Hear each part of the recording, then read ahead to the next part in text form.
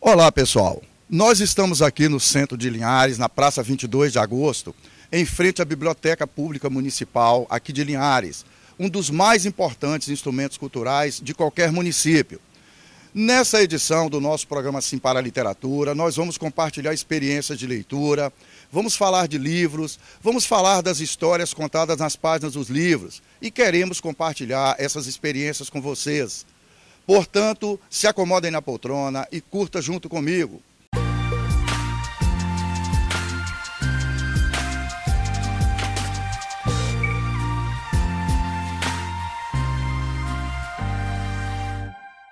No nosso programa Sim para a Literatura, entre outras informações, temos as colunas Dica de Leitura e Dica de Livro. Temos também as colunas O Livro da Minha Vida, Apaixonados pela Leitura, a participação de telespectadores, além de entrevista e muito mais. Qual a importância da leitura, do livro? Você já se fez essa pergunta alguma vez na sua vida? Leitura, livro, é uma coisa necessária para a gente. Por que é necessária? Pelo simples fato que, ao ler, nós estamos entrando em contato conosco e também com o mundo. É uma forma de comunicar, de se relacionar com outras pessoas e principalmente conosco mesmo. Então é como comer feijão, é como dormir, é uma necessidade para a gente. E como diz aquele ditado popular, conhecimento ninguém te tira. Leia, se permita ler qualquer livro, comece por uma leitura mais simples, um tema que você goste, né? E depois ouse, vai para uma temática mais difícil, se permita, se desafie, mas com calma, com carinho. Só não deixe de ler. Leia, leia, independente da idade. Ler é fundamental. Leitura que nos leva a passear por um mundo saboroso de possibilidades. A leitura, ela te traz um crescimento, sabe? Algumas pessoas leem apenas por prazer, para se divertir, outras pessoas leem para adquirir conhecimento, mas toda leitura, ela vai te trazer alguma coisa, você vai crescer com ela. Então, assim, quer seja apenas para obter um conhecimento de alguma coisa que está acontecendo no planeta, no mundo, quer seja para buscar um prazer, para relaxar. Então, o importante é ler, porque quando você lê, você cresce. Eu acho isso, eu acho que devemos crescer, né? E todos nós, vidas negras importam sempre. E para a entrevista desta edição, nossa convidada é Brunella Tristão Simonelli. Brunella é psicóloga organizacional, professora universitária e atualmente é coordenadora de projetos de extensão da FACELI, a Faculdade de Ensino Superior aqui de Linhares. Durante a entrevista, conversamos sobre a atividade de estudar e trabalhar em casa nesse momento de pandemia, sobre algumas práticas estando em casa para minimizar o impacto do distanciamento social no emocional das pessoas. Entre essas alternativas, sobre o poder da leitura. Porque distrai, porque tira essa atenção dessa realidade, né? Os noticiários andam preocupando muito a gente, né? Deixando as pessoas com medo, assustadas, ansiosas. Então, distrai e, além disso, é uma fonte de entretenimento e informação, é importante para esse momento. É seguindo juntos com Brunella Tristão que finalizamos a primeira parte desta edição do nosso programa Sim para a Literatura. Daqui a pouco a gente volta.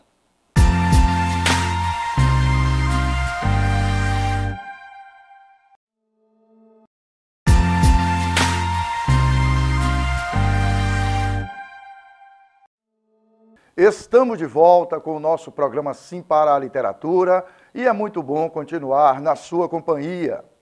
Olha, pessoal, nós sabemos que o ato da leitura é muito bom, expande os horizontes mentais, aumenta o vocabulário e nos torna mais flexíveis para argumentar, particularmente nesse mundo truculento em que precisamos cada vez mais desenvolver a capacidade de resolver os problemas na base do diálogo e não na base da força bruta. Então, vamos permitir que o livro faça parte da nossa vida. Vamos juntos com a estudante Camila na nossa coluna Dica de Leitura desta edição.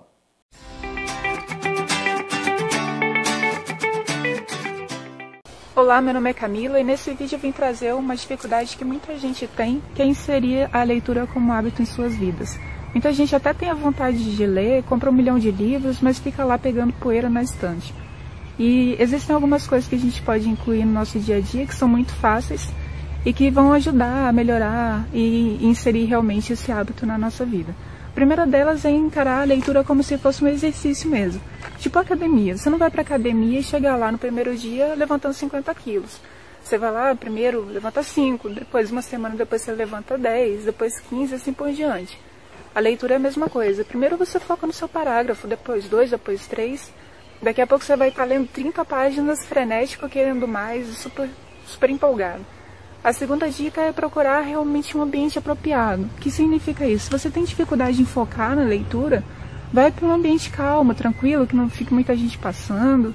E, por outro lado, se você tiver sono e pegar o primeiro parágrafo e já cair de cara no livro, vai num ambiente mais cheio de gente passando, um shopping, um parque, alguma coisa nesse sentido. A terceira é você criar uma agenda semanal. O que significa isso? Às vezes num dia, 24 horas, a gente tem um monte de coisa para fazer, não sobra tempo para ler. Leitura realmente não é a prioridade que você tem no seu dia. Mas se você encarar a semana como se você tivesse algumas tarefas para fazer ao longo dos dias, fica muito mais fácil. Você pode colocar, por exemplo, a leitura na terça-feira, como se fosse uma aula de forró. Ao invés de ir para o forró, você vai lá pegar o seu livro e ler. Ou no domingo, que é um dia mais tranquilo, e aí você tem aquele tempo separado lá, que é sagrado para sua leitura. Bem, espero que você coloque essas dicas em prática e seja útil. E vamos nos cercar de livros, na nossa coluna Dica de Livro. Pode rodar a dica.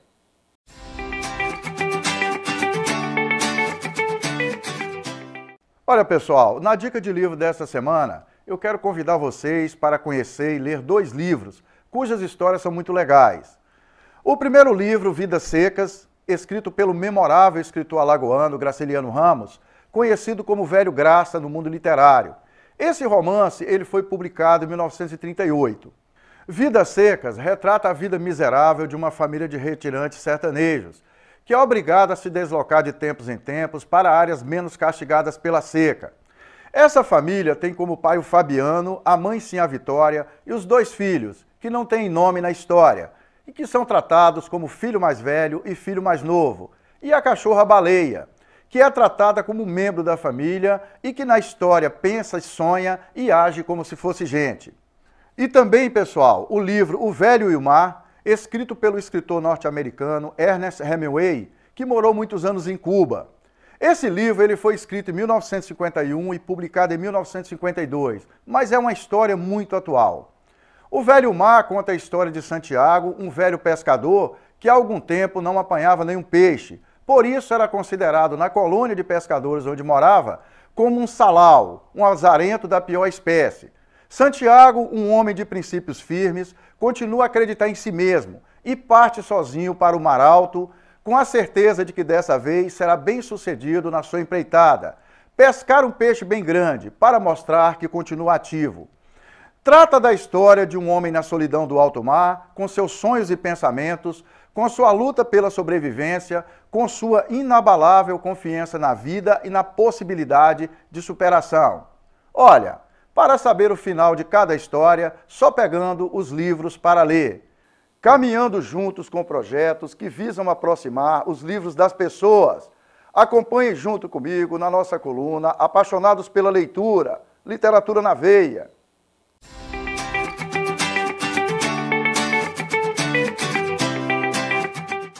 Um projeto de incentivo à leitura faz sucesso entre crianças e jovens no Rio de Janeiro.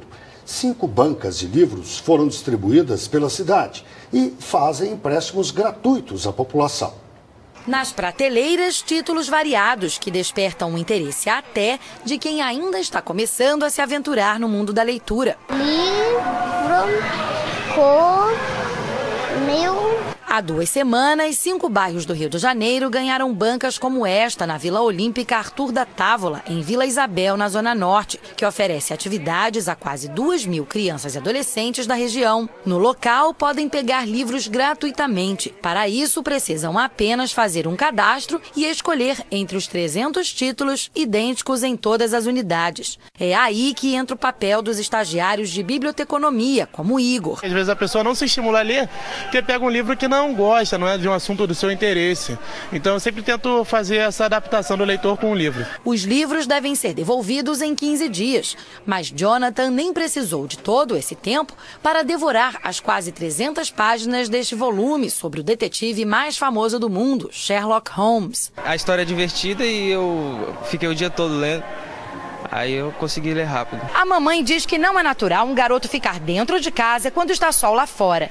Eu digo que só estou tentando proteger minha pele para não ficar todo enrugado quando for velho como ela. Mas ela nem ouve meus motivos. Este trecho é de um dos livros mais procurados por aqui, da série Diário de um Banana. Dos 10 exemplares oferecidos nesta banca, por exemplo, apenas este está disponível porque acabou de ser devolvido. Mas além dos títulos contemporâneos, em geral ligados a filmes, também há espaço para clássicos da literatura. Segundo a idealizadora do projeto, em plena era virtual, os livros de papel ainda atraem leitores de todas as idades. A gente, com uma semana, tem bancas com 200 livros emprestados em uma semana. É uma coisa assim maravilhosa, que eu falo assim, houve uma quebra de paradigma, que o brasileiro não gosta de ler. Eu prefiro ler do que jogar videogame, jogar no celular. É um negócio muito legal. Traz uma força positiva, né, pra gente. É caminhando pelas trilhas das histórias contadas nas páginas dos livros que finalizamos a segunda parte desta edição do nosso programa Sim para a Literatura. Daqui a pouco a gente volta.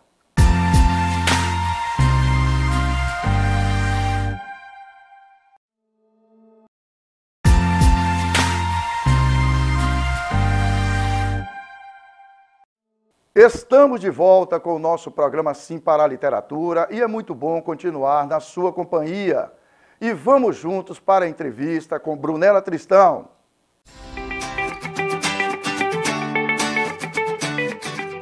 Brunella, seja bem-vinda ao programa Sim para a Literatura. Há quanto tempo, hein, moça? Pois é, estamos aí. Trabalhamos juntos em algumas oportunidades. Isso. Que bom ter você aqui. Obrigada. Brunella, olha só, a gente está vivendo um período, né, que já está se tornando comum para todos nós, onde as pessoas estão trabalhando, muita gente está trabalhando à distância, né, fora daquele convívio social do ambiente de trabalho, e os nossos alunos e professores também acabaram perdendo esse contato do dia a dia. Sim.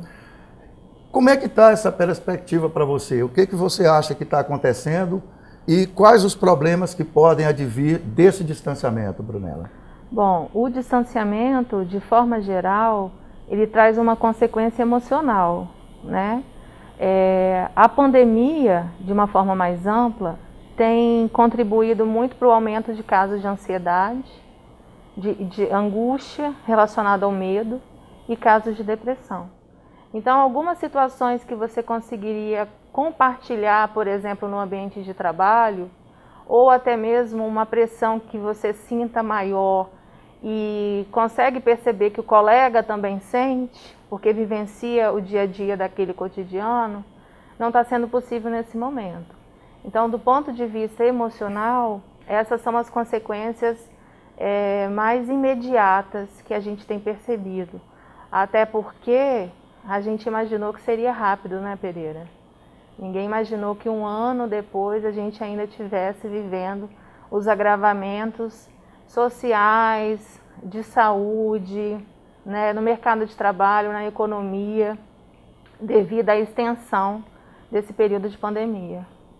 Ô Brunella, uma coisa assim que é uma percepção, pode ser que eu esteja enganado, eu acho que no primeiro momento do pico da pandemia, né, nós temos os números hoje de mortes no Brasil, que a quantidade de mortes que aconteceram nos 4 primeiros meses de 2021 foi superior à quantidade de mortes que aconteceram nos 10 meses da pandemia em 2020. Isso quer dizer, olha, julho do ano passado, nós tivemos o maior número de mortos que foi em torno de 1.200 mortos.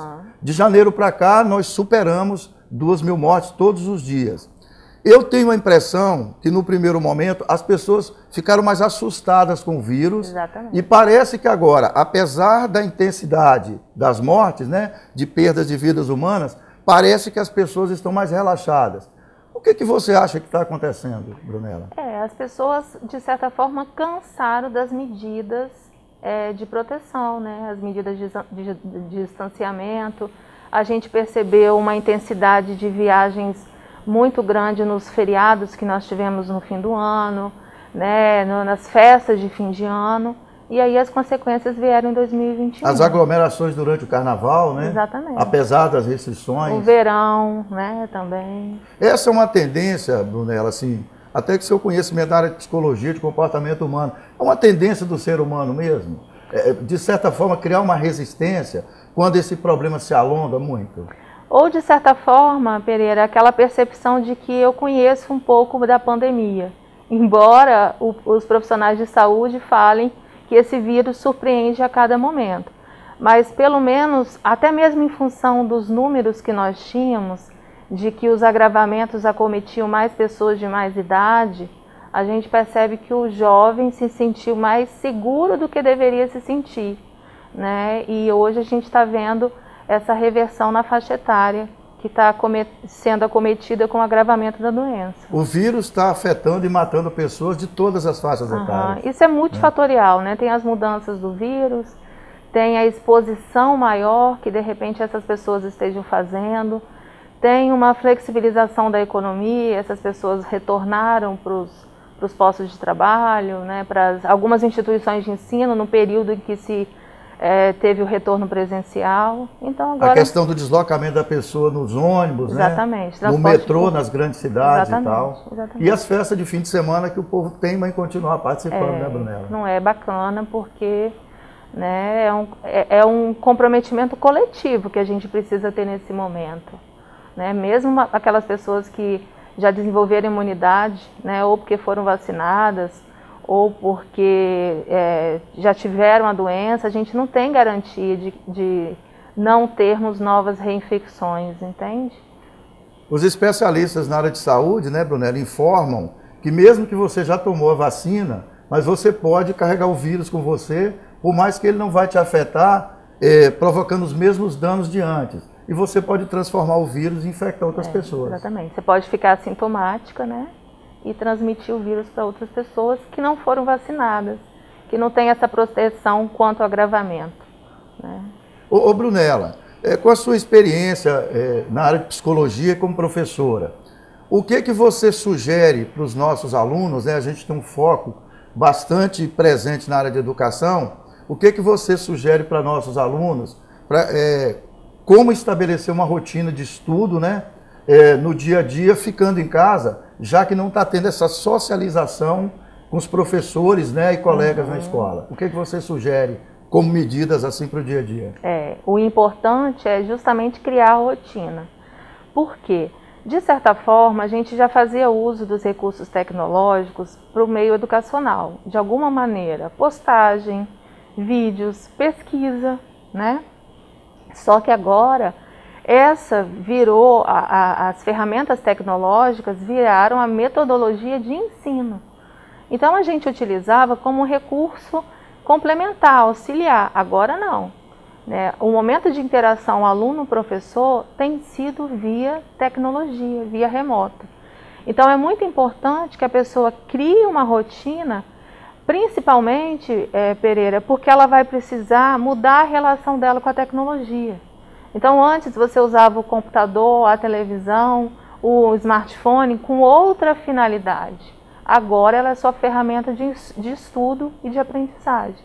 Então a primeira coisa que a gente precisa modificar é essa relação que a gente está estabelecendo com os recursos tecnológicos, porque ela mudou. No modelo normal que o pessoal está chamando de o que seria o velho normal, né? A gente tinha uma coisa da agenda, né?